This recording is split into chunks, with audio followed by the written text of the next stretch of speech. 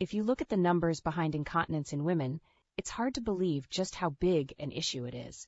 Incontinence affects more women than diabetes, breast cancer, and heart disease, but it doesn't get nearly the attention it deserves. That's why the National Association for Continence has created the We Count campaign to help you realize that this isn't just a you problem, it's an us problem. There are treatments available right now that can make a real difference in your life, and we invite you to take action today. Visit nafc.org/we-count for essential facts, insights, and resources on stress and urge incontinence, overactive bladder, menopause-related leakage, and more. That's nafc.org/we-count to learn more and discover that there truly is strength in numbers.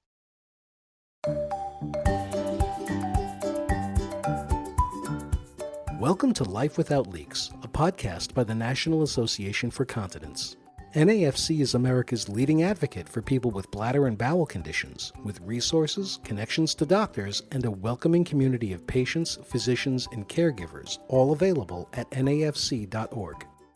This podcast is supported by our sponsor partner Medtronic, maker of InterStim systems for bladder and bowel control.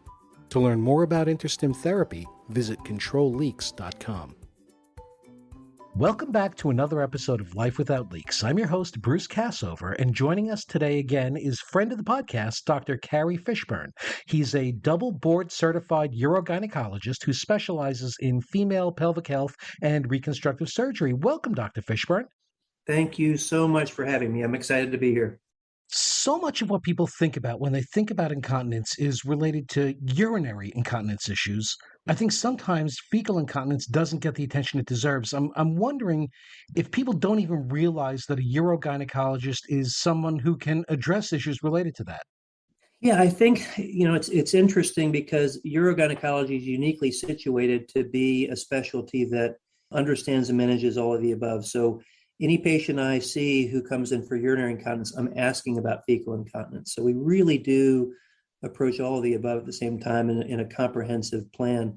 And I think that there is need for growth of that awareness amongst our physician colleagues and also our patients. And we've spent a lot of time talking about urinary incontinence and how disruptive that is to a patient's quality of life.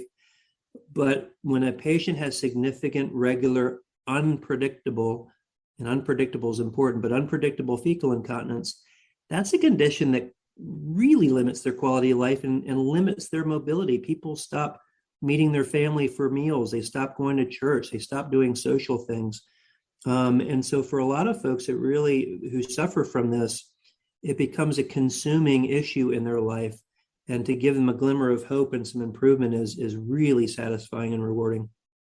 This conversation around fecal incontinence, the NAFC's mission statement says that we're dedicated to helping those who suffer from bladder and bowel dysfunction, and we're pretty well established when it comes to bladder health, but we don't want to overlook all the bowel conditions too, from fecal incontinence to IBS, IBD, Crohn's, etc. And it's especially because the feedback we tend to hear is that as embarrassing and life-limiting as bladder issues can be, bowel conditions are like at a whole other level. So I'm wondering, from your perspective, what do you think can be done to reach people with bowel issues, particularly those people who don't even know where to turn? I think it's always about normalizing that conversation, because with fecal incontinence, people will tend to keep to themselves and not talk about almost more than any of the other things we talked about. On the one hand, they're very distressed by it. On the other hand, they don't want to talk about it because it's even more personal than urinary incontinence, right? And I think the lack of awareness of how common an issue that is something we really need to improve upon.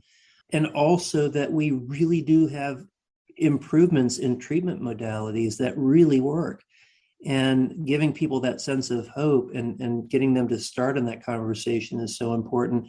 I can recall even a conversation with a gastroenterologist colleague, and I was talking to him about some of the treatment options we had for fecal incontinence.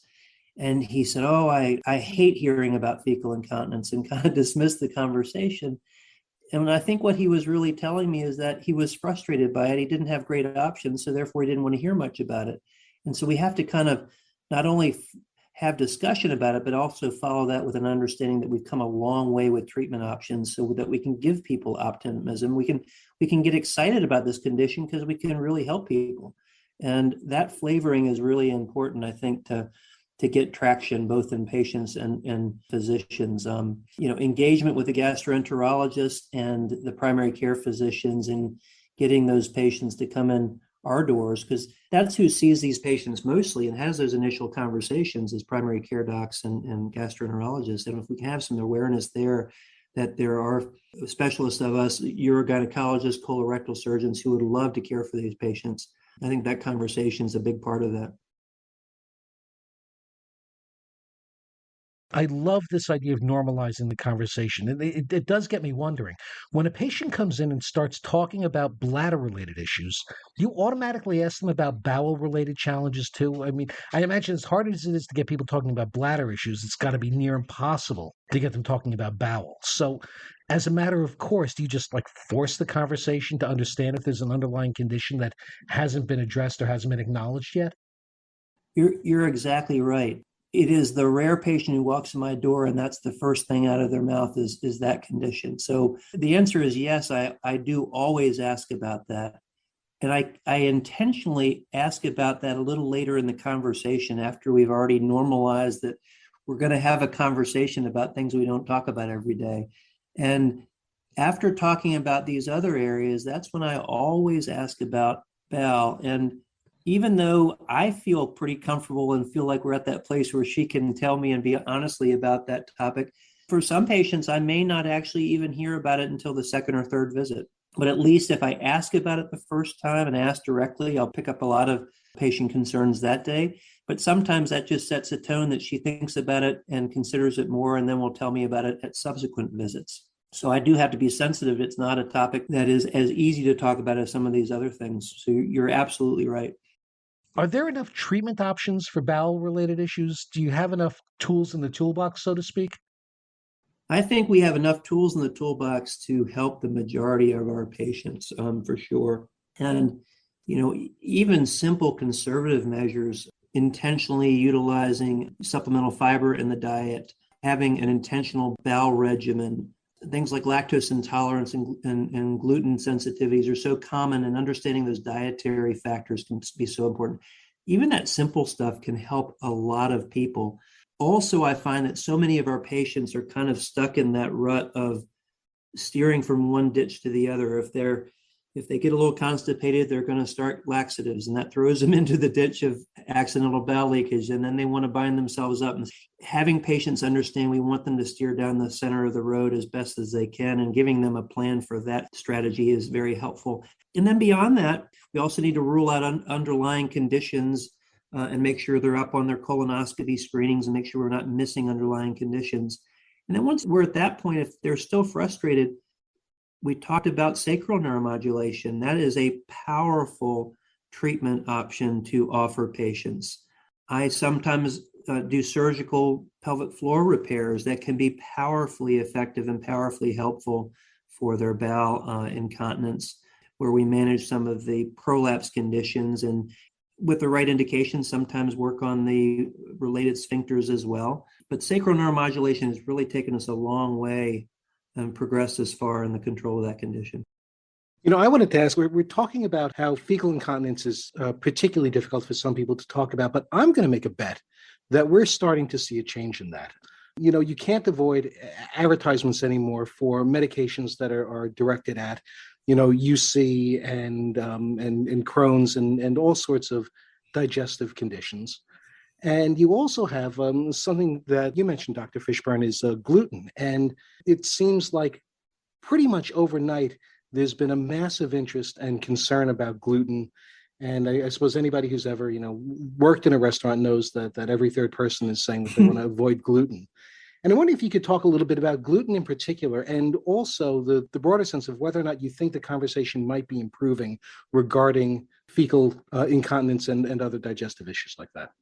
Yeah, I think it's an interesting point, because you're right that we have exploded with information in our society about these topics, which 15 years ago we just weren't even talking about.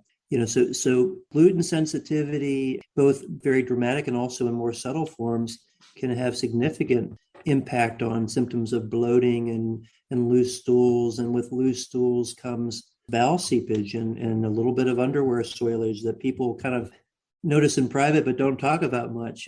Lactose intolerance, very common as well. And so all of these conditions where there's a little bit of lack of absorption and irritation in the bowel, which translates into unsatisfactory bowel habits and less control. All those things are profoundly important in the overall management, and trying to understand these subtleties can be challenging. And oftentimes my patients figured it out even before I get to really ask the questions, because a lot of times they're trying to explore those issues also. But I think to your point, the fact that we are much more aware of these conditions in society and talking about them more and seeing more commercials on TV has only helped this area. And I do think it'll translate into people talking more about fecal incontinence. And do you think, though, at the same time that some things might be blown out of proportion, that now there's an overabundance of people who think that they have some sort of a gluten issue when they don't really? Is there any reason to be skeptical of some of these things?